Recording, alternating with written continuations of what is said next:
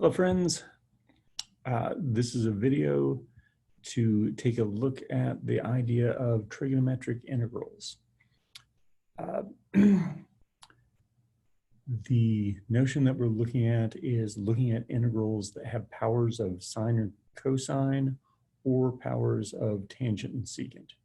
Okay, so the first sort of thing that we'll look at is what to do if you have powers of sine and cosine. These problems break down into two sorts. The first sort is if one of the powers is odd. If they're both odd, you can use either one. You can go either way on this. But if one of the powers is odd, you separate off one power of it in order to have something for a du. And then you use the sine squared plus cosine squared equals 1 identity to change the rest of the powers into powers of whatever the other variable was. So what we're going to do here is to take a look at an example that has sine to the 4th x times cosine to the 5th x dx. So our setup is that we have an odd power of cosine, and so we will separate that out like so, and this is going to be my du, and my u is going to be sine x, right? Because the derivative of sine x is cosine x dx. If your u was cosine x, then you get a negative sine x dx, and you might have to do a little bit of playing around to insert a negative somewhere. But that means for this problem that we're doing here, we'll have sine to the 4th x times, now cosine to the 4th is sine squared squared. So I'm going to put that out there. Sine squared, I'm sorry, I said sine squared. I meant cosine squared. That will be 1 minus the sine squared, and then times the cosine x dx, which will change into u to the 4th, 1 minus u squared squared du. Now it's a polynomial, all right? And polynomials are pretty easy to do the integration of. If you can skip a bunch of steps here, have a field day. But I'm going to think about 1 minus u squared squared would be u to the 4th minus 2u squared plus 1. And then I have to multiply by u to the 4th.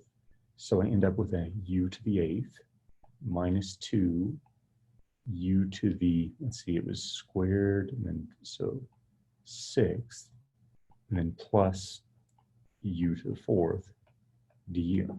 Okay, if you need to write an extra step to do that, go ahead and write it, right? There's no problem with that. But now we'll have 1/9 u to the 9th minus 2/7 u to the 7th plus 1/5 u to the 5th plus c.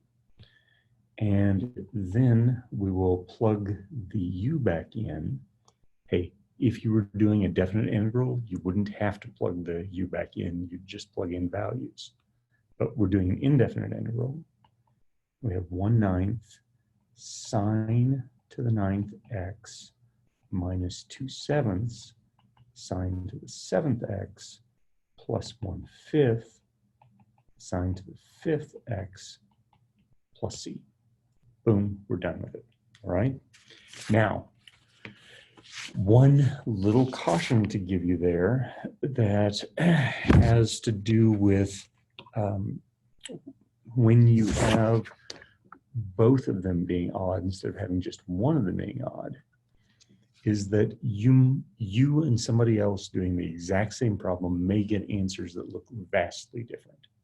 And that's because if you chose your u to be sine x and the other person chose their u to be cosine x, then there was some trig identity stuff going on in the middle of it, and you may have exactly the same answer, just written completely differently, okay?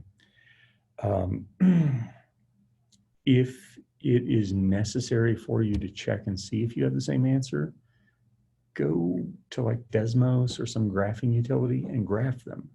If they are the same thing, only off by 1 or something, then there's an identity that makes it work out, okay?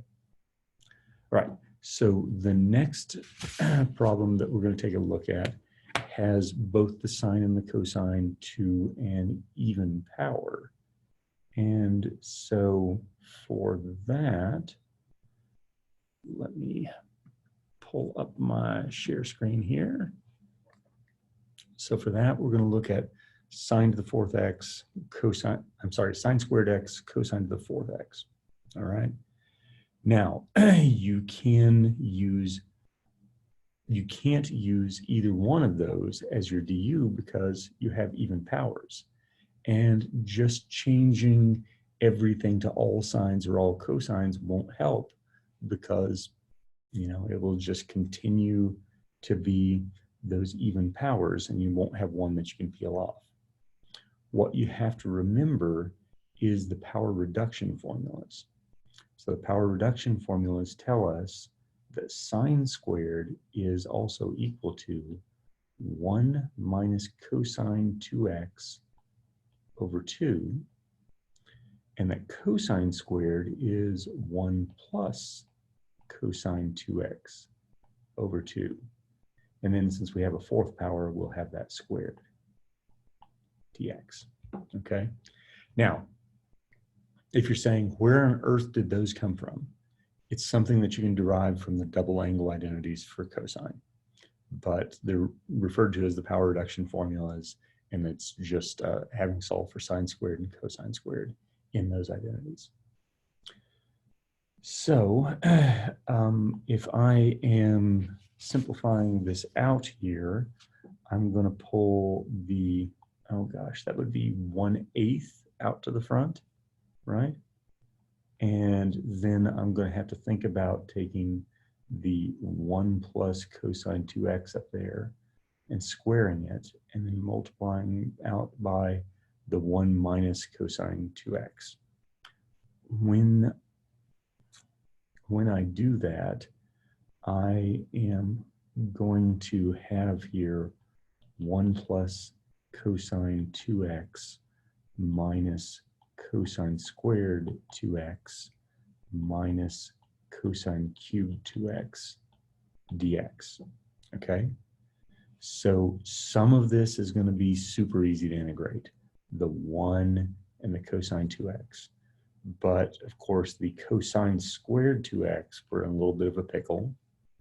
And the cosine cubed 2x, we've got to do that u substitution thing, right? So we'll have 1/8 of quantity. I'm just going to do the things I can do in my head. X plus, when you integrate cosine, you'll get sine. It'll be a u substitution, so you have a 1/2 sine of the 2x minus, now I'm going to have to integrate here, the cosine squared of 2x will be a 1 plus cosine of 2 times 2x, so 4x over 2 dx, and then minus the integral. Let's see, if we're going to do this cosine cubed, we'll have to take cosine squared 2x and separate out a cosine 2x dx. Oof, that looks like it's going to be cumbersome, doesn't it? So we end up with 1/8 of x plus 1/2 sine 2x minus, nested parentheses, sorry, 1/2 of, now we can integrate the 1 and have x, and we can integrate the cosine and have plus 1/4 sine of 4x. I'm going to not worry about my plus c because it's going to just appear at the end somewhere there. minus, now for this guy here, I'm going to have to think about that cosine squared as 1 minus sine squared. And my sine squared is going to be my u. I'm sorry, my sine 2x is going to be my u. My du would be 2 cosine 2x dx. Okay, so that means I will have 1 minus u squared coming out of that cosine squared. And then that cosine 2x, that's not quite du, it's 1/2 du. All right. So now, still got my 1/8 hanging out at the end. If I distribute that 1/2 through there, you can see that I've got something that goes together in the x's. I'll have then 1/2 x plus 1/2 sine 2x minus 1/8 sine 4x, minus 1/2 of, and we're just integrating the u stuff, the u minus 1/3 u cubed, close, and now I'll put my plus c, I guess, here at the end. And so finalizing 1/16 x plus 1/16 sine 2x minus 1/64 sine 4x minus 1/16. Now the u we said was sine 2x, right? And then plus, let's see, 1/8 and 1/2 and 1/3. So 1/48 of the sine cubed of the 2x plus c. Terrible mess. I totally realize that. But the important part is that we can work it down to something. All right. And hopefully I have not made any arithmetic errors as we go along there. Okay. So that gets us an example there of how to do things with sines and cosines, and it really covers all of the cases. Now we need to think about what to do with tangents and secants.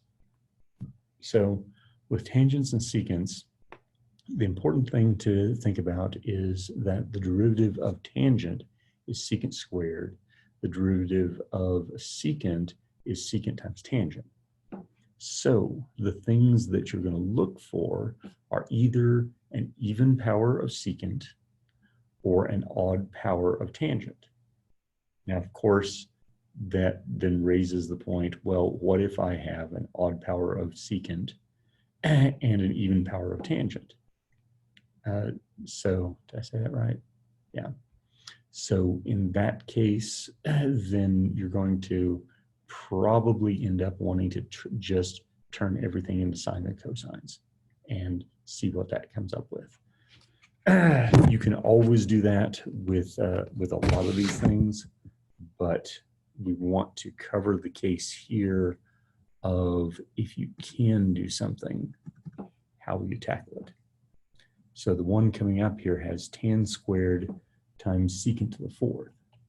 And because I've got an even power of secant, I want to separate it off and save that part for my du. So that means I want my u to be tan x, and I have to pay attention that secant squared there is really equal to 1. Oh, it won't let me write it there. 1 plus tan. Okay, I can't write up there, so I will write it down here. Secant squared x equals 1 plus tan squared x. Okay, so with that substitution in mind, then you have a u squared from your tan squared, and you have then a 1 plus u squared, from your secant squared, and you have a du. Isn't that nice? So now you're really integrating u squared plus u to the fourth du, and you get 1/3 u cubed plus 1/5 u to the fifth plus the ever popular c, and that is just 1/3 tan cubed x plus 1/5 tan to the fifth x, and then plus c, right? And then remember that if you go a different route, you'll get an answer that looks different. So if I had just given up on this and changed everything into sines and cosines, I could still get it to work out, but my answer would have sines and cosines instead of tangents. So more than one way to express the same answer, okay? Again, like on the previous one, if you and somebody else work the exact same problem, slightly different ways, and you've got answers that look vastly different, first thing is to go to a graphing program and just graph them and see, are they off by a constant? If one is just a shift up, shift down of the other one, then they're the same thing, okay? That plus c covers a multitude of sins. So I just stole a joke from Dumbo. All right, then one more case to look at here. And this one, I chose a little bit of a miserable example, but I often do choose examples that are a little hard, okay? So this one has tangent to the third. I said we needed an odd power of tangent, but in this case, oh no, we don't even have any powers of secant to make our tangent secant happen. But we will separate this off, have the integral tangent squared x times tangent x dx. We can't immediately change that into what we want, but we can turn tangent squared into secant squared x minus 1 tan x dx, and break that into two pieces, integral secant squared x tangent x dx minus the integral tangent x dx. And the nice thing is that integral of tangent x, we just know the answer to. So we still have some work to do on this bit, but we can get secant x tan x dx. We can get our du here and our u there, and then minus the integral of tangent is logarithm absolute value cosine x plus c. Now, if you look that up in a table, some tables will list it as log absolute value of cosine x. I'm sorry, negative log absolute value of cosine x. Others will have positive log of the secant of x. Those are the same thing, because having the log of the -1 power of cosine is the same as having the negative log of cosine. So anyway, though, that means here that since we just have a u du to integrate, we can have 1/2 u squared minus log absolute cosine x plus c, and that is 1/2 secant squared x minus log absolute cosine x plus c. Bearing in mind that if you did it a slightly different way, you might end up with something that has tangents instead of secants, but they'll be the same thing, okay? So that gets us like 4 examples here. It's not exhaustive of every example you could ever encounter, but it certainly gets you a good start on them, okay? All right.